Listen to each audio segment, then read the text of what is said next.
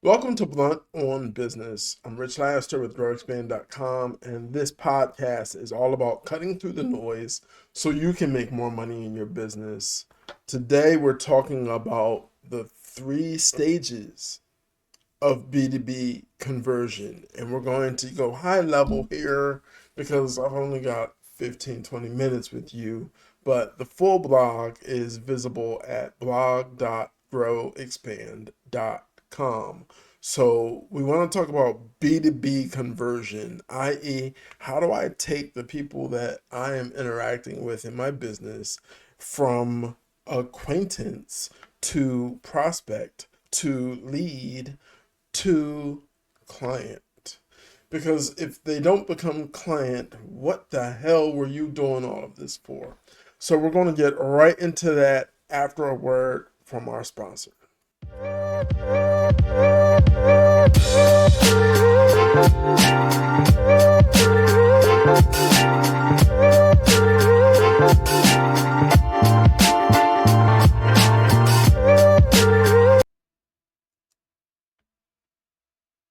So, what are these 3 stages of conversion? Well, if you've done the work of really studying your ideal client profile, they're going to sound familiar because they run parallel to the buyer journey. Why? Because you want to be in lockstep with their buyer journey. And let's put the phone on vibrate because this sucker just won't shut up today. And my time with you is important. So, step one, stage one, is awareness. Do they even know you exist? Right? Do they know you exist? Do they know what you do? Do they know how you help? Do they know what you're strong at? Do they know what people love you for? Establishing awareness of your brand is great. Establishing awareness of your value proposition is better. True success is when your brand message is born of your value proposition. Why? Because the value you propose to offer everyone you encounter is all that matters. Okay? You are not a jack of all trades. You can't afford that, right? We see a lot of generalists in market right now, and that's okay. It's a tough economy. Darn it. You got listen, you need your sink fixed. Call me. It's tough. But what I need you to do is tighten the belt. I need you exercising daily because I need you handling the stress better. We don't want to have a stroke or a heart attack. We want to build awareness of the value that we specifically bring to the world better than anyone else. Okay? So stage one is awareness. There are a lot of nuggets in stage one. There are a lot. Look, we could spend hours here. I spent a few pages on a blog post Monday morning. What's important is that you know that to build awareness, you are developing your message based on your value proposition as it will be interpreted by the reader, right? I spoke to a friend recently. I was working on a one pager, always updating my collateral. Oh, 2 to 10 employee micro enterprises. He's like, dude, now you know the American ego can't handle being called micro anything, right? Remember South Park? Oh, you have a very large TMI. You want to make sure that in building awareness, you are speaking from their lens. This helps me how? Not we're great at X. No, you want to It's always about them. It's always about the person you're helping. This helps me, the viewer, the reader. This helps me how? If you're successfully going to build awareness, you need to successfully communicate from their viewpoint how you add value. So stage 1 is awareness. Stage 2 is consideration.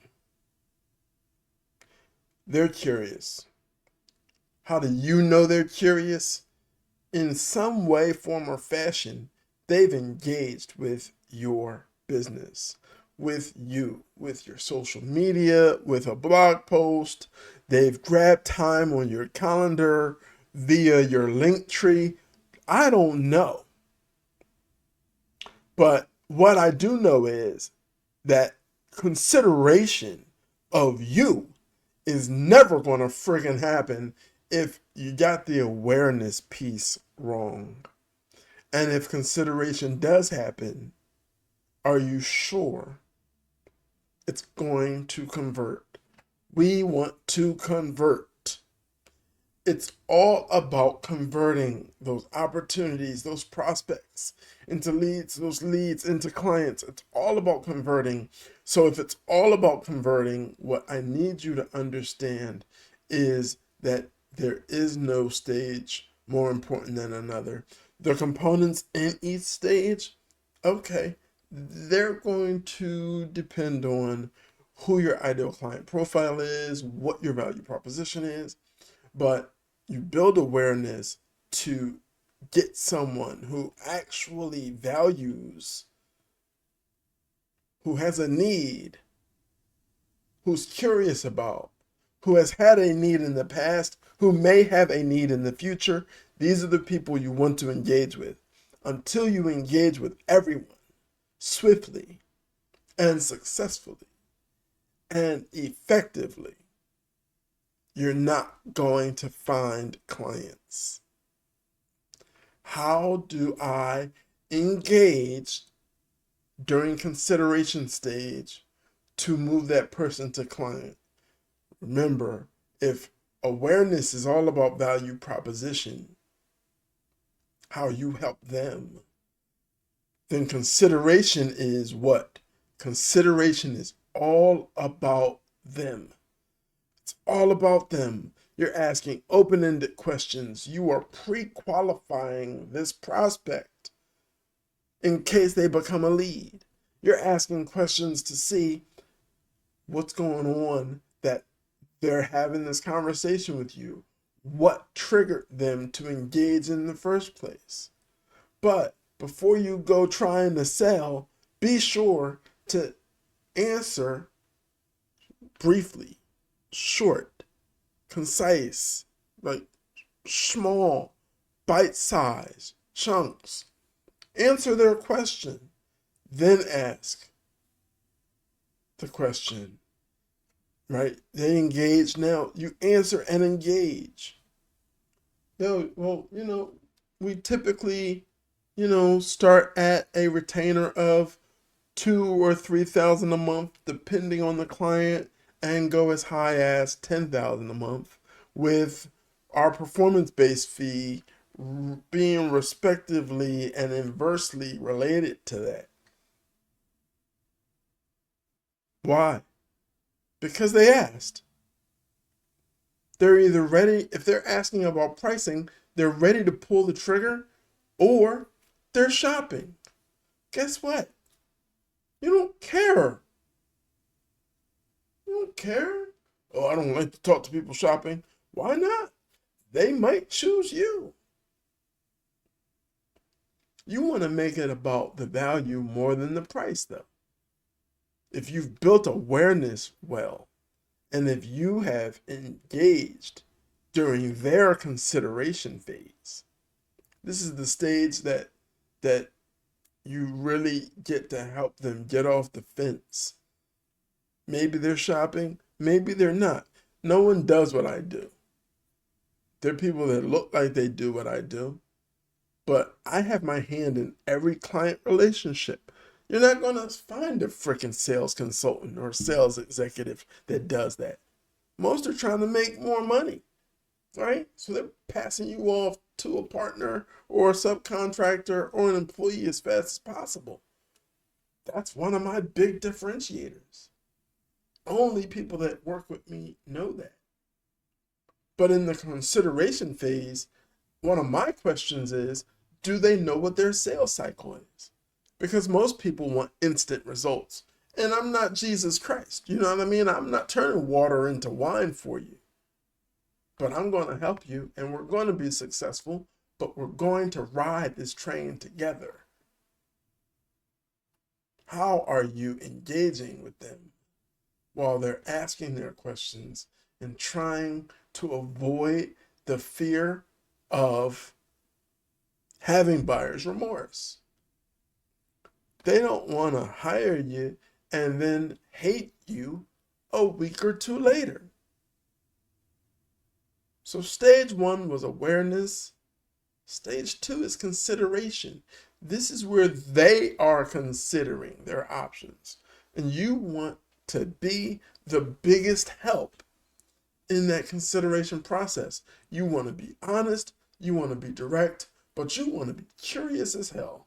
You want to help them dig into their own truth, their needs, their what the real wants are, what the real needs are.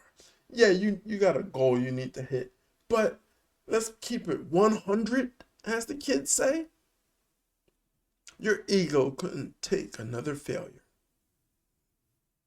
You've been through too much, the highs and the frickin' lows. You could not take another punch in the mouth in the business arena. That's why you have been in the consideration phase for months. Help them through that and watch what happens. You might not get a client, but you made a fan. You made someone who sees you as someone who's good at what they do, clear on how they help, and helpful. Some people are clear on how they help because it's part of their sales or marketing tactic. It shines through sooner or later, right? So stage 1 is awareness. Stage 2 is consideration. Well, stage 3 is where you get all giddy and excited because they're ready to make a decision. Congratulations. But calm down. This is where a lot of people mess it up. They know you're the best choice. And they're hoping that nothing triggers a red flag when they admit that you're the best choice. Does the helpful person who walked through that consideration phase with me hand in hand disappear for some robot shoving a 30-page contract in my face? Personally, I develop agreements with potential clients so that every part of the agreement is known to them. No blind sides, no surprises. This is important. Why? Because I don't go through weeks and back and forth trying to figure out and agree on terms. And after you have a meeting where you develop the agreement with them, if they start flaking out, then say that. Say, hey, we came up with this together. Now today, you don't seem interested. You don't seem like you're on board. Please, let's be transparent with each other. Tell me what happened. Right? Do you and I have a conversation and then your spouse or your partner get involved, and because I didn't know about them or because I failed to involve them in that collaborative agreement meeting, are things falling apart? No problem. Let's redo that collaborative agreement meeting with your partner. All right? This should have been discovered during the what? Consideration phase. Who are the decision makers? Is it just you? Oh, okay. Cool. You're the CEO, but this is a marketing thing. You trust your marketing person and you need sales help. Let's get the marketing person on the phone. Because they really don't want to make a mistake. This is America. 98% of people function in reaction to or in avoidance of some fear, some concern. You are the magic wizard. You got to deal with that for them. You got to remove that and then help. Because if the fear stays there, you won't be there long. You won't be helping them long. You know why? They don't know what to do. And the human ego has no gender. And it'll get in the way. And it's hard to admit when you're wrong. It's hard to admit when you don't know. So you have to spend that time during that consideration stage to let them know you give a damn. And you're going to be right there and you're going to work with them. And if your solution is the answer, communicate that and ask them what they want to see in the solution first. Consideration stage, decision stage, and they're talking to you. You know what it is, baby. Come on. Close the deal. But close the deal in such a way that you don't lose them during the proposal crap and the contract, the blah, blah, blah. Listen, make it as collaborative as possible, right? Because in the B2B world, it's all about relationships. So maintain and build and strengthen that relationship in devising your agreement or your contract by having that meeting collaboratively, right? Now, if you have an attorney and they're litigious or they're fear-based and they fear other people being litigious, okay, maybe there are some things in the contract that are staples that your attorney says are important. Share that with the prospective client. Be honest and open. Nobody wants to do business with you and smell something funky. Like, no, keep the bull doo-doo out in the pasture where it belongs. The two of you have work to do. I want to see you be more successful. I want to see you actually converting acquaintances and prospects into leads, and I want to see those leads turning into clients. In the B2B world, we don't really care much about how many followers we have. We care that we are what? Feeding their quest for awareness of solutions, right? By making them aware of our solution. We want to also be stimulating and seeking out engagement, call to actions in all this outreach, in all of this inbound marketing that we're creating, this content, right? Because, yeah, helping people, that's everything. It's about people.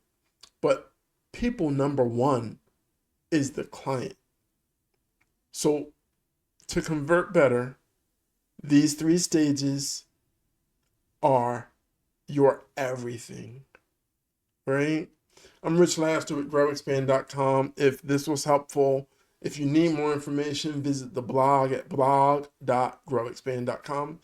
If you have questions about your actual business, because this makes sense, but you just don't have the time or energy to execute it, visit richlaster.com or growexpand.com. What you want to do is you want to get on my calendar, okay? Because why do it all yourself, all right? This has been great. Thanks for having another Blunt on Business moment with me.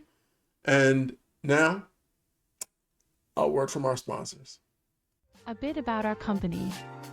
We produce strategies and deploy experts to grow your business revenue. The success of our clients is a direct result of the 25+ years of sales and marketing experience of our founder, Rich Laster. We take the guesswork out of increasing your revenue. Our reputation is built on results, not another roll of the dice with your marketing budget. Visit growexpand.com to learn how.